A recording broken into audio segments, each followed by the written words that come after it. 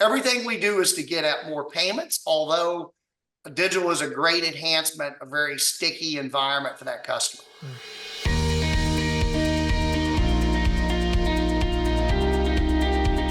So, Patty, I really enjoyed having my friend Alan No on today from Evolve. Known Alan for quite a while, been to their company several times. Really great guy. Really great guy. And what he's doing is I've just found it so encompassing, right? I mean, from some soup to nuts. I mean, they can do just about anything. Yeah, and And this Viv Marketing is kind of their newest shared service that is a really interesting thing for ISOs to take on. That's a processor agnostic company that does digital marketing. So we really talk a lot about that. I kind of followed up on that and just talk about the approach that we're using out in the field today and the questions from the field and what's most effective. Could you be doing things that are more effective? And then Patty, tell us about the insiders. We have retailers are getting called on the carpet for the fees that they charge consumers for access to cash. Just a little twist on the fee argument, but I think it's worth noting that the same guys that are complaining about interchange are doing things themselves. So yes, for sure. Anyway, I know you have a disclaimer to make, right? I do, yeah. So Alan and Evolve are not currently clients of mine on the consulting side or advertising side. I actually did some business with them a long time ago. I do keynotes for them and things like that, but haven't done that in a few years. So this is just a great interview with a person I respect and a company I respect. And so hope you enjoy that. And of course, as always, this podcast episode is sponsored by Nativia, and we'll get into Nativia Financial here after the interview. So let's dive in. Hey, everybody, James Shepard here. We got Alan No, CEO at Evolve. How you doing today, Alan? Doing great. How are you doing, James? Doing awesome. So Patty and I are going to talk today about a topic that I have found so fascinating, Alan, just when I was out at your company a couple of years ago and seeing you launching this digital marketing agency and the way you were tying this into the payments company. So we're going to talk about that. We're also going to talk about a few other things related and kind of the way you guys are scaling Evolve, which I think is super interesting. Before we get into all of that, though, we have to hear your story. I know you've been in the industry for a while, Alan. So tell our audience a little bit of your background. Like, how did you get into this crazy business and what's your journey been like to what you're doing today? Yeah, sure. I've been in payments 36 years, right out of college. The first job I ever interviewed for was a local community bank running their merchant services program. So did that for 5 years. Bank sold off to a larger bank. I went to work for a correspondent banking program out of Atlanta, Georgia, and did that for 5 years. Just learned the craft of selling into the bank channel, recruiting, and so forth. So that was a good step in my career. Opened up Evolve 26 years ago. So I've been in payments 36 years, and Evolve's been around 26 years. We were originally Approval Payment Solutions, and we rebranded 4 years ago. Right. Right. So Alan, I'm so interested in this, I wouldn't call it a transition, but this addition, I guess is the right way to put it, of adding on Viv. You pronounce it Viv, right? Viv Marketing? Viv. Yep. Yeah. So Viv Marketing, how did that all come about, and what kind of was the impetus for you to do that, to add that in? Sure. Yeah. Well, so first of all, I own 2 retail stores that I've owned for 20 plus years. And I was beginning to see about 9 years ago that foot traffic was dropping down. Malls were beginning to become less of a social hangout area, more of a place for people to go and exercise and so forth.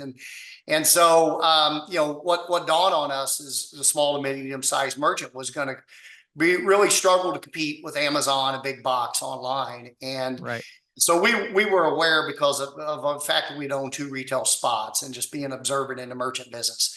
So we bumped into at a trade show, we bumped into a local small company by the name of Viv. Viv builds websites and handles social media platforms and things for merchants. And they basically were looking for somebody to partner with to e-commerce enable the websites they were building. Now, this was a brand new company, 2 employees working out of a garage, typical story for an IT company. And we joined forces with them, initially just selling their product and allowing them to come to us with websites they built, and we would payment enable them.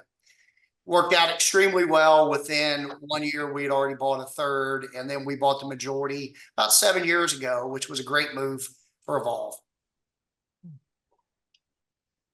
So we're talking about digital marketing here, right? Is that a fair So that can mean a lot of different things, I think, to different people. Can you maybe explain a bit more about the services that you're offering through Viv, and maybe like what kind of packages ISOs and ISVs could offer to merchants using this?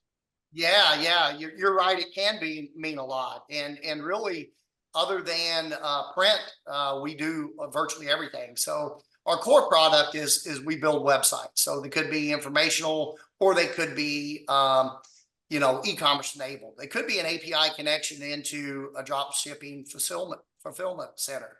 It could be all the above, right? But we also handle social media platforms. We enable the merchant.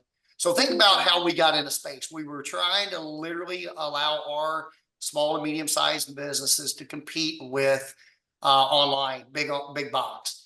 And so we enable the small to medium-sized merchant to have a Facebook marketplace, Amazon marketplace, and we will put their products up online for them, enable their payments through those mechanisms. So we Outsourcing. You're an outsourcer kind of sort of, right? we are. We'll manage their Facebook. We'll manage their social media, even their LinkedIn. We do ads. We sell them Google AdWords. We'll do Facebook boosting. We do even streaming television advertisement for our merchants. So we do it all outside of print. That's really cool. Now I'm curious, is this an upsell, or is it something that you go in and sell and then the payment is the upsell? Yeah, Patty, I'm curious what it is too, to be honest, because depending on who sells it, we both. One moment it's an upsell, right? So going into our existing clients, we have about 18% of our existing clients on our digital product. We have a large merchant base, and so we're going into our old legacy book and cross-selling into those merchants, basically looking for additional payments, right? We're trying to make that merchant more successful. We're trying to get them to sell on the social media platforms and then sell through a website. But we have many endorsements in other verticals that are unique. So for example, we're endorsed by the Montana Outfitters Association. So these are guys that sell guiding trips for hunting and so forth. And it's a digital play. And then once we build them a website, they need a booking tool. So we sell them a booking tool through our website. And so we handle all their payments, and we would handle all their digital needs. So we promote their hunts and so forth on social media. We redirect them to their website to book their hunt, and then we handle their payments. Everything we do is to get at more payments, although digital is a great enhancement, a very sticky environment for that customer. Yeah. It's a pain source today. I really like it. And Alan, one of the things I love that you're talking about is I think our industry, and correct me if I'm wrong here, but it feels to me like our industry has kind of lost that responsibility for merchant volume. In other words, like, when we look at it, it's like, well, okay, we sold the merchant. Well, if the merchant does well, if they do badly, I mean, that's not really on us. There's nothing we can do about that. We're just doing the payments for them. And I think what you're presenting is, well, wait a second, we can do something to help them. And yeah, a lot of these mom and pop shops, their volume is dropping. And largely that's because of an irrelevance that comes from their lack of digital marketing, right? And so it sounds to me like you're kind of filling that gap, right? Yeah, that's exactly right. We see it as our responsibility to make the merchant aware of the offering that they can have. Right. So if we explain to them that, hey, you need to be online. If you look at your overall merchants, you see their foot traffic is down, and unless it's restaurant. I mean, we're real good here in the US at feeding and entertaining one another, but outside of that, all of our shopping for the most part went online. And so if we want that small and medium-sized business to be relevant and compete, they better be online. Yeah. Got it. So, so let's dive into some of the specifics on the economic model. I mean, again, I know you probably can't share all the details here, but as far as for the ISO that's looking at this and saying, okay, I understand I'm going to increase my volume, and obviously the attrition is going to go down on my book and things of that nature. But for an ISO that wants to come in and just partner with Viv to add marketing services, digital marketing, whether it's as a sales hook or to their current book, what does the economic model look like for an ISO or an ISV? Sure. Well, they get paid an upfront fee. They get a percentage of rev share, just like the merchant side, right? So they get a percentage of the upfront fee to build out a website or to take on a social platform or blogging or whatever the service might be. So they get an upfront commission, and then they get a reoccurring monthly earnings. And it's just a revenue share, just like the merchant business. Now, the neat thing about this is, Viv is a totally separate company from Evolve. Common ownership being myself, but that's it. Unique employees, unique address, different rooftop. So it works out extremely well. We have many partners that are referring us digital activities, right? Maybe sometimes they sell it themselves. Sometimes we'll sell it for them and they'll earn less of a commission, but then maybe they don't want to learn that process, right? Right. There is a little bit Right. Yeah, well, that was actually my next question, was going to be kind of the sales process. And I think you just answered it a little bit, but it sounds like maybe, because, the big question for the salespeople is always, what's my role? Do I need to become a digital marketing expert to sell this? And it sounds like maybe there's several different options. So maybe you could dig a little deeper into that. Yeah, well, let me start with first saying that merchant is much more exciting to talk about, digital is than merchant. And so we find that merchants are willing to understand and spend time at maybe what their social presence look like and what their website, because they too understand that they're losing business. And what happened during COVID is, as you can imagine, is all these retail shops and restaurants had to close down. They were looking for other ways to service that client. And so they very much remember what it was like when they were closed, and they want to be able to have this avenue to sell. Right. So how it works from the rep's perspective, a rep can come to our Evolve University to learn how to sell digital. We have multiples of classes a month, that they can come into, or they can just go on to our Lessonly product and learn it online. But generally what happens is they start in with us flipping and identifying these merchants and flipping them in, and they'll be partnered with somebody internally that will sell them. They usually ride shotgun on these calls, very similar to how we're running this call today, where we're doing an analysis of that merchant's footprint. We're determining what they're doing well today online and what they're not. We understand their desires. And then that rep participates at whatever piece of that sale they want to. Sometimes they just sit there and listen. Sometimes they get very involved. And obviously, the more exposure they have, the more involvement they have. Also, the more exposure and the more they do, the more they earn, right, as far as the revenue split. Mm-hmm. But we have some that just flip it in and they're quite satisfied to earn, maybe $500 to $1,000 for a website build, and then earn $30, $40 a month off the reoccurring of that. And right. All the way up to, selling the site, making a lot of money, and then a higher revenue cut ongoing. Yeah, sure. So what happens if they want to accept payments online? Is this something that you handle? Do you have to set up a separate MID?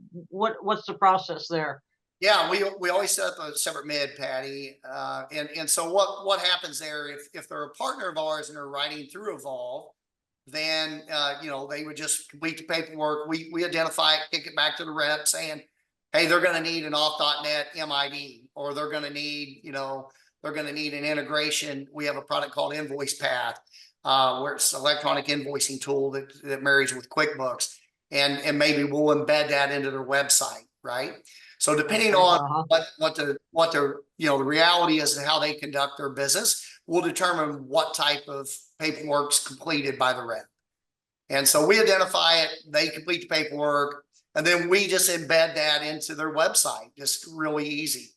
So the reps just sort of board it all together. Yeah, we'll board it all together. Rep will get paid on it just like any other merchant account. So that's a big deal. That's cool. And once again, this is the growth side of the industry, right? So you want to be in the retail side that's shrinking, or do you want to be in the online side, which is growing? Right. Well, both really is what you want. But, right. Of course. And if they can both feed off each other, even better. Right. That's right. Yes. So Alan, I want to like shift gears a little bit, because we were talking at what was that, the MWAA I think we were at, and and so I want to talk about the Viv Marketing, because I think it's so cool, and I think agents and ISOs need to like understand this and need to dive in and try this out. But I also want to like make sure we're talking about Evolve a little bit more broadly, because I know Viv is just kind of one of the services you have in your shared services model, which I really admire. I love what you guys have built. I love the company that you have there. And so tell our audience a little more about what is the shared services model? What does that mean to you? And how does that work with ISOs that are maybe, might be interested in looking into that? Yeah, great. Well, as I said, I've been in payments 26 years as Evolve, and what we've found over the years, serving on multiples advisory boards, and today I'm TSA's advisory board president, so I hear it every day. People that are great salesmen that are forced to become operators, right? Right. And what ends up always happening is that individual that was a great salesperson that was responsible for 20, 30 deals a month themselves are now, staying in during the day and doing accounting, staying in and doing deployment, supporting their reps that they've hired and so forth. So they usually have the best salesman off the street. And so what our managed services program is basically is we do all the back end things that a group doesn't want to do. Now they pick and choose, it's a la carte, and there's no difference in cost, but we handle everything from full accounting services, which means we would we not only would onboard the customer, right? We would do 100% of the billing for the customer. So if they had, they want to bill for equipment or they want to bill for a gateway or whatever, we would do all the billing and all the commissioning back to the rep and all the residuals for that group and their downlines. So let's say maybe they had a partner that they wanted to pay a percentage of revenue. We would facilitate all that for them. We would onboard that customer, deploy that customer, handle customer service, sales support. We would train their new reps. We even allow them to participate in our insurance program, which is very interesting. So we have a lot to offer there. And, to be honest, we've signed up over 50 groups in the last year to this program just because they don't want to do that. Now, the big advantage is they buy as we buy and they just get a revenue share, and it's quite high revenue share. Right. Yeah. I think it's, go ahead, Patty. No, I was curious about the insurance line that you just discussed. I mean, we're talking about selling insurance like personal No, not selling insurance. insurance. They can participate in our health insurance for our employees. Gotcha. Thank you. That's what I was trying to figure out. Right. Okay. Sorry. Yeah, there's just so Sorry, many. James. No, you're fine. Yeah, there's just so many things like that. I think so many different, like as an ISO that's, trying to grow, there's so many vendor relationships that you have to establish. And I think it's easy to underestimate the amount of time and opportunity cost, right, Yeah. involved in maintaining those. And so I think it's interesting that you guys take a lot of that out. One of the other really interesting things, Alan, that I've been hearing a lot about from different people is your regional office program. I know we talked about that briefly the other day. Explain the structure of that a little bit as well for some of the ISOs that might be curious about what it would mean to be like a regional office of Evolve and how that works. Sure. Yeah. And that's great too. That program's fairly new. It's less than 1 year old. What we found is many of these ISOs, they do a great job getting to the street and recruiting and selling.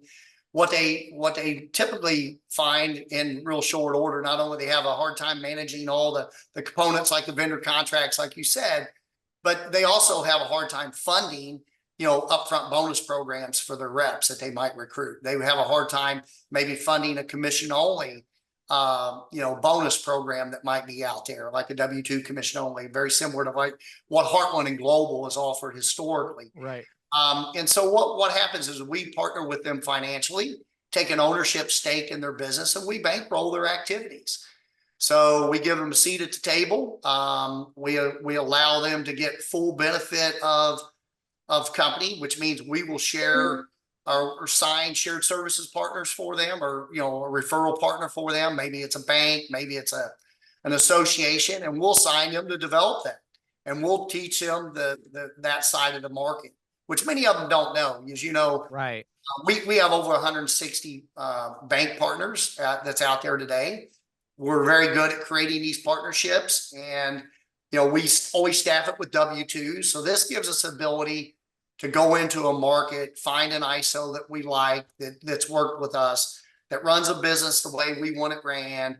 We will help bankroll their opportunity and lend them money, basically to staff it accordingly, and they'll run that region for us. Yeah. So we have 2 that's been done thus far. We'll have 2 more that will close in the next month. That's great. Yeah, I love it. It's funny Cool. because like it's so hard to interview you, Alan, because a 20-minute interview, like are doing so many things. So, it's like which do we focus on? I think Yeah, I think it's so interesting what you're doing. I love the Viv marketing thing because again, that's so interesting for our audience because it is processor agnostic. So I think it's right. a great way for ISOs to partner with you and kind of learn, evolve a little bit more. But I think these other things you're doing are pretty cool. So, Alan, for those who want to learn more about Viv or Evolve or just want to kind of connect in that way, where would you send them to learn more? Yeah, you can go to Powered by Evolve, Powered, by Evolve, EVOLV.com.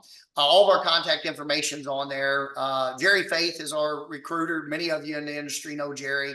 Great guy. Yep. He's done a phenomenal job. He'll probably front the call. Yeah, we've got a big team here. We have 73 people internally supporting our ISO channel. So we do a great Wow. job at answering the phone and making sure you're paid timely and making sure your downlines are paid timely. All the challenges that most ISOs face today, they come to us and we handle all those details Love it.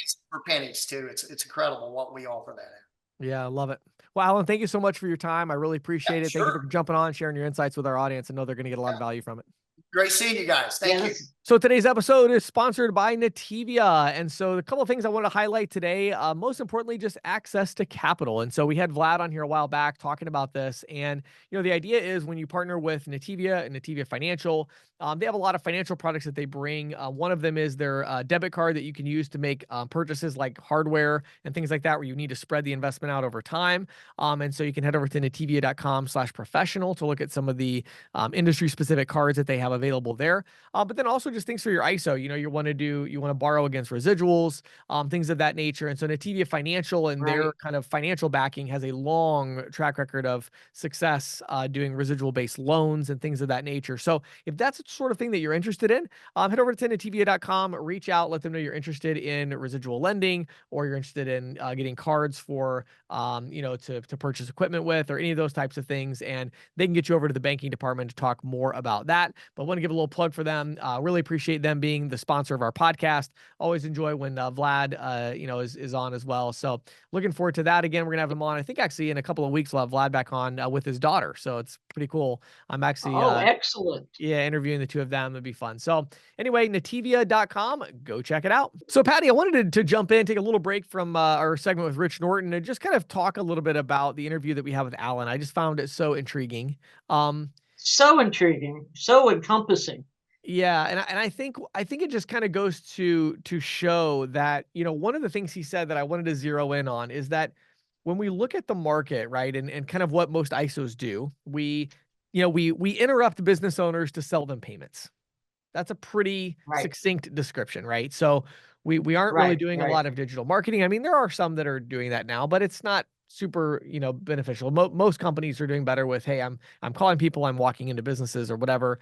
Even strategic right, partnerships, to a lesser extent, right? But still, that's what we're doing. And one of the things that is interesting is just understanding the fact that payments as a standalone, it is becoming a little bit harder when you walk into a business with just purely payments as a standalone.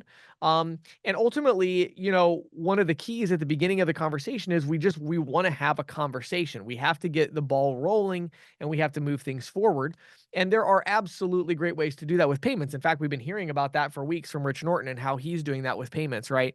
But I think it's important for people to understand that there are other ways to do that. And right now, I think two right, of the main ways that I've been trying to highlight have been, software, obviously, especially vertical specific software. I'm talking with merchants about that, but then also things like right, Viv Marketing, and things where, you're actually giving that merchant some kind of tangible value of like additional revenue or things like that are going to help both of you out, in understanding that. mhm, There's so many different things like that, but I think a lot of times as it's like one of the things agents ask me all the time, Patty, is they say, if you could go back in time, when you were out selling full time at the beginning, 15 years ago, what would you have done? And one of the big things I would have done is I would have realized that the value of what I'm doing is not just payments. The value of what I'm doing is right, I'm building relationships with small business owners. And I started to mhm, realize after 4 or 5 years that really small business owners, they have money to invest. They always have money to invest. They never have money to spend, but they always have money to invest. And when I would Right. do things, I mean, I actually had my own little one of the, I was talking to Alan about this before when we were at the MWAA. Like, people don't even know this, but there's a company called John Doe Design that it was my kind of very similar to Viv Marketing.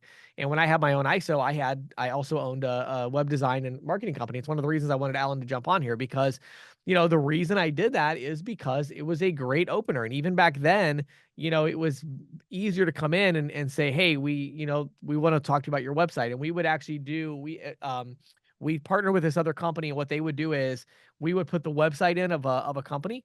And then this like Uh-huh. crawler, it was kind of like an very early like AI type thing. And it wasn't really Uh-huh. AI, but it just crawled all their social media profiles and their website and everything else. And it gave this report and it said, you're good at, you don't have any blog articles, back then it was all about blogging and, but it would give them this report, and then we would give that to our agents and they would walk in and say, hey, we actually did this little report on your marketing. We'd love to go over this with you. And we found that a lot of business owners were like, oh, okay, yeah, I'd actually like to see that. And then as we would get into it, we'd say, now, you're probably wanting to start taking payments online, we would assume. So let's go ahead and do the payment processing for you as well. We can take care of your in-store and your online. So you have one vendor for that. And that's where the payment Right. processing came into the picture. So, we got into a little bit of that of, is it a hook or is it an upsell? And as Alan said, it's both for sure. But I think it's just really important for agents out there. I would encourage you to think a little bit more broadly, right? Because payments now is omni-channel. Right. So Right. think about that. Are you offering your merchants omni-channel solutions? Payments is also integrated. So think about what should payments be integrated into for this particular business. We did a Q&A session after the panel I did at the MWAA, and somebody asked me, they said, James, when you're going after a new vertical, right, what are the steps that you take, or what's the strategy or something like that? And I said, well, it's actually really simple in my opinion. Step one is you focus. So you pick a vertical and you're like, okay, I'm going to go after hair salons or whatever it is. Step number two is you go software. So you say, okay, what kind of software does this business need to operate more efficiently? And you go find that software. If you're a big company, you buy that software. If you're a small company, you partner with that software. If you're an individual agent, you sell for that software, see if your upsell partner has a software similar, right? But you find the software. That's the Right. next step. And then the third step is the payments. And you say, okay, how does payment processing now fit into this picture of what the merchant needs and the software, because it should be integrated and it should be omni-channel. So that's really it. Once you have the payments and the software, well, then you're ready to go. And then you get out there and you become the expert at doing that. So I just really am trying to help our industry right now, and agents and ISOs in particular, to just think more broadly about their relationship with small business owners and how they can enable them and give them results that are going to benefit them. So hopefully you can think about that today. And again, one thing always concerns me, Patty, is like, I give this advice and I don't want people to think that I'm saying, abandon everything you're currently doing, burn your business to the ground and start fresh with this other thing. I'm Right. just saying there Right. are logical steps you can take in a futuristic direction. You don't have to go, all in on something until it's the right time to do that. But I think, again, it's just time to reevaluate a little bit and say, when I'm walking into a business, am I presenting the thing that's going to get me the best response and lead to the most sales? Maybe there are some changes you can make. Maybe there are some changes you could try. And one morning a week, you go try a different approach and see if it would work better. Try Viv Mm-hmm. Marketing or other solutions like that. So that's what I would say. So Right. hopefully some of you will get some ideas from that, and I wish all of you fantastic, great success. Next week we'll get Rich back in to give us some more tips from the field. James, hear a lot from retailers complaining about interchange, right? I mean, that's Yep. been Sure. a hot button for some time. Right. Um, but I thought it was really interesting that now the Consumer Financial Protection Bureau is taking some retailers to task for the fees they charge consumers who want cash back when they pay with their debit cards. Mm. Now, getting cash back at a store is fairly common. Personally, I don't like doing it because it's usually like $5 to $50 or something like that, right?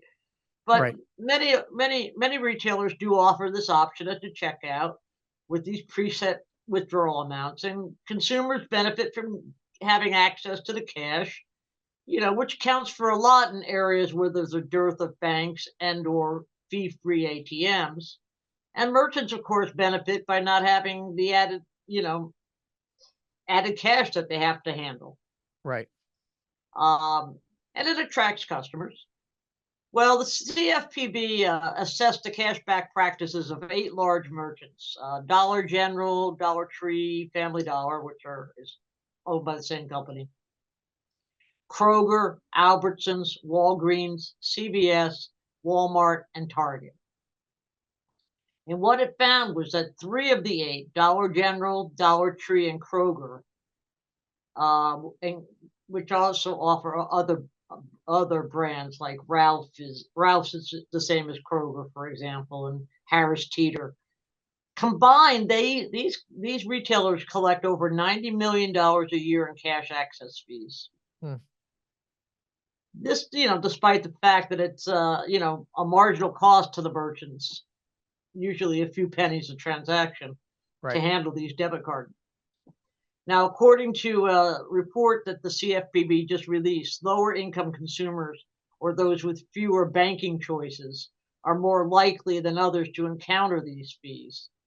For example, dollar stores are frequently located in small rural towns and low income communities. In most instances, the cashback is limited to between $5 and $50. Right. And these transactions account for about 17% of all transactions where consumers access cash from checking accounts Okay. and prepaid cards between 2017 and 2022. That's according to the Federal Reserve's data.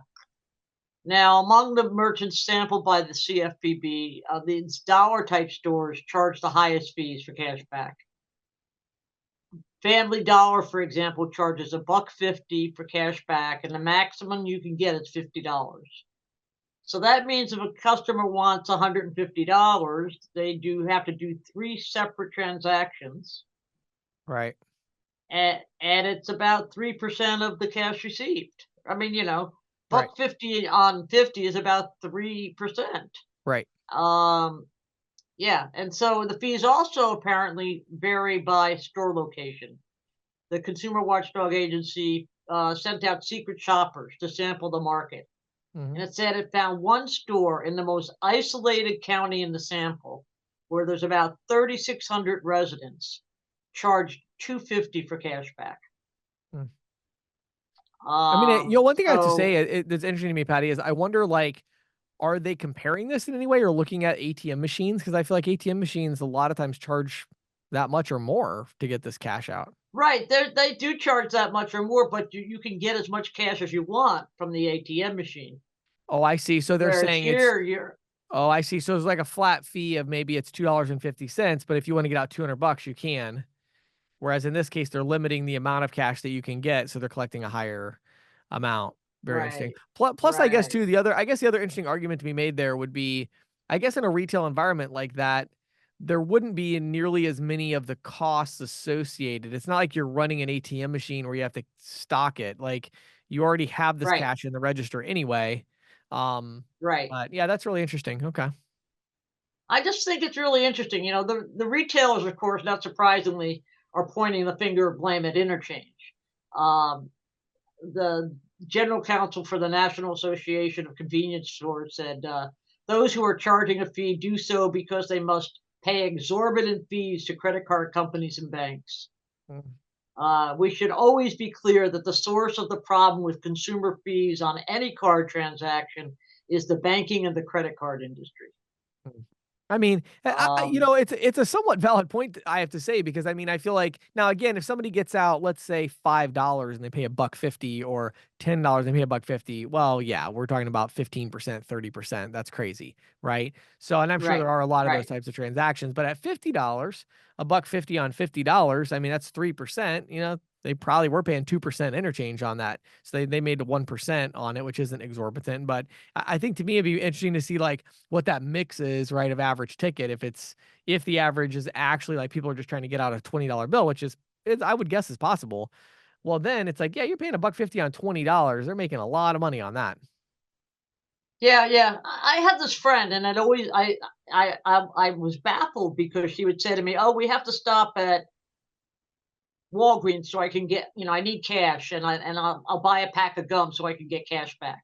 And Mm. I say to her, well, there's a fee-free ATM over at the convenience store that's only 50 yards away. Why would you you know buy a pack of gum that you don't even want, Right. right?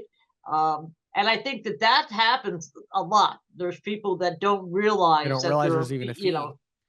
Yeah. yeah, and that there's a fee-free, there's a lot of fee-free ATMs. I mean, at least where I Right. live, in rural Maryland, I mean, Yeah. Wawa and Sheets are all fee-free, and there's Yeah. one of those on just about every highway, Yeah. Sure. Um, yeah, I just find it interesting. The merchants are always complaining about the fees they have to pay, but they have their own fees that they're Yeah. assessing. Yeah. Very interesting stuff, Patty. Cool. Yeah. Thanks for sharing with us today.